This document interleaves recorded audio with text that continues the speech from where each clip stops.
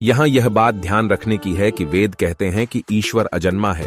यहाँ हम ईश्वर की बात नहीं करेंगे, देवों के देव महादेव की बात करेंगे, जो सबसे ज्यादा ईश्वर तुल्य हैं। हिंदू धर्म मानता है कि ईश्वर ने कुछ भी नहीं बनाया, उसकी उपस्थिति से सब कुछ स्वतः ही बनता गया। ईश्वर समय और आकाश की तरह है, जिसके भीतर सब कुछ है, फिर भी वह सबसे बाहर है और उसके भीतर कुछ भी नहीं है। विष्णु और शिव का जन्म एक रहस्य है।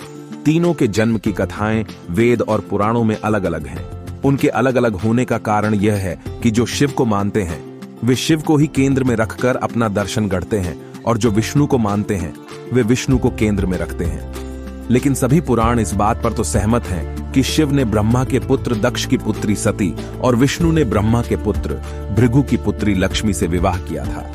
ऐसे में सभी तरह की अलंकारिक और श्रृंगारिक कथाओं के रहस्य को समझना जरूरी है।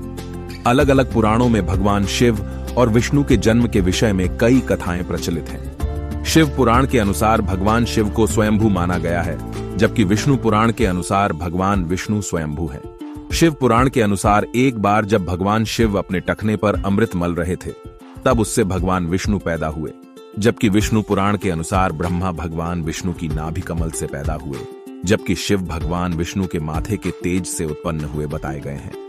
विष्णु पुराण के अनुसार माथे के तेज से उत्पन्न होने के कारण ही शिव हमेशा योग मुद्रा में रहते हैं। शिव के जन्म की कहानी हर कोई जानना चाहता है। श्रीमद् भागवत के अनुसार एक बार जब भगवान विष्णु और ब्रह्मा अहंकार से अभिभूत हो स्वयं को श्रेष्ठ बताते हुए लडेडे आच रहे थे, तब एक जलते हुए खंभे, जिसका कोई भी ओर छोर ब्रह्मा या विष्णु नहीं समझ पाए, से भगवान शिव प्रकट हुए।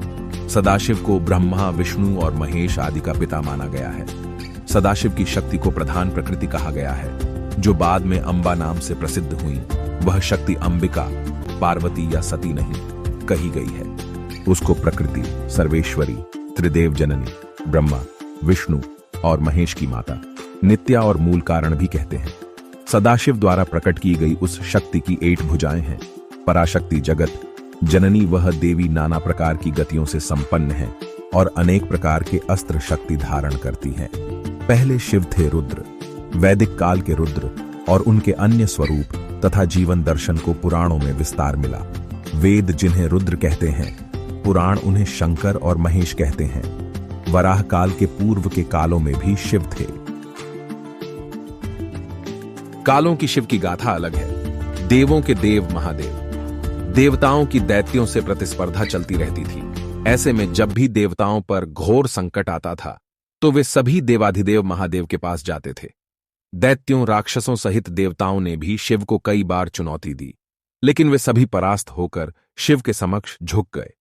इसीलिए शिव हैं देवों के देव महादेव। वे दैत्यों, दानवों और भूतों के भी प्रिय भगवान हैं। संपूर्ण धरती पर शिव का ही धर्म प्रचलित है।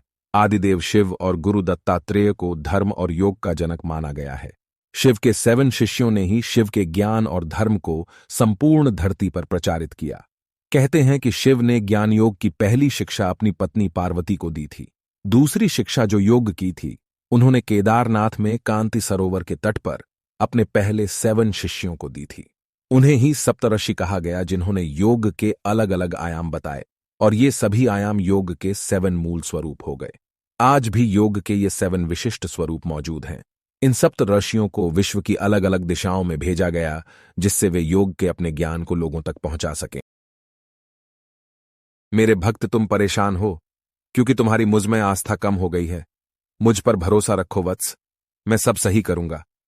मेरे मार्गदर्शन पाने के लिए चैनल सब्सक्राइब कर लो वत्स, और हर हर महादेव लिखो।